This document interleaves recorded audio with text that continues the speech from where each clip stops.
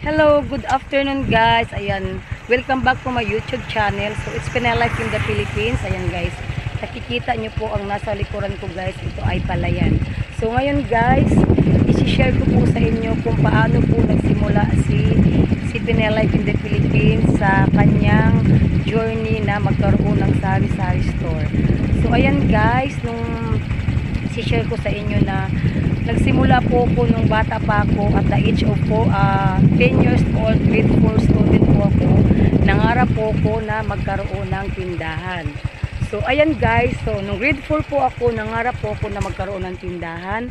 And then sa palayan na ito po, dito po ako na nagkakaroon ng income. So dito po ako nagumpisa guys sa mga palayan.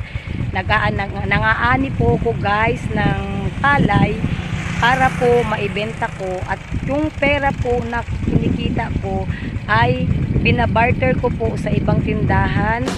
Binabarter ko, kinukuha ako po ng items para po ipagpalit ko po ang mga goods, mga paninda, mga tinapay, soft drink, sigarilyo, kapalit ng palay. And then yung palay po ay inaani namin at binibenta po ng aking parents para po maging pera. So yan po ang ating update ng ating Pinay Life in the Philippines. So see you in my next vlog mga kasari. Thanks for viewing. Sana po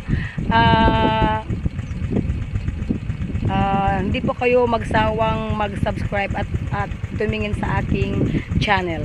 Until next time, have a good day. See you later. Hello, good afternoon. Welcome back to my YouTube channel. Ayan guys, nandito na naman po tayo sa rice mill. Ayan.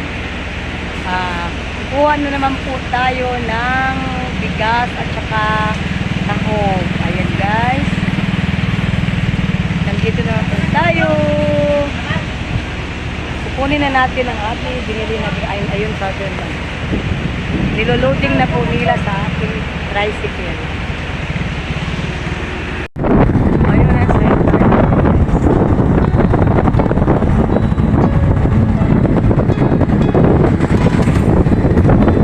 wawa naman ang sidecar namin.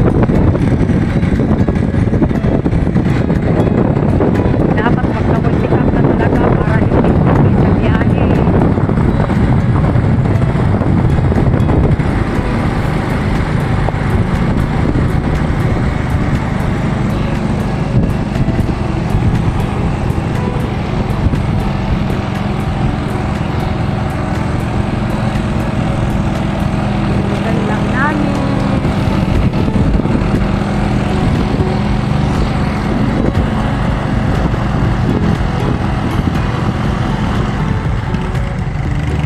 Guys, hindi po talaga mahirap ang magnegosyo guys.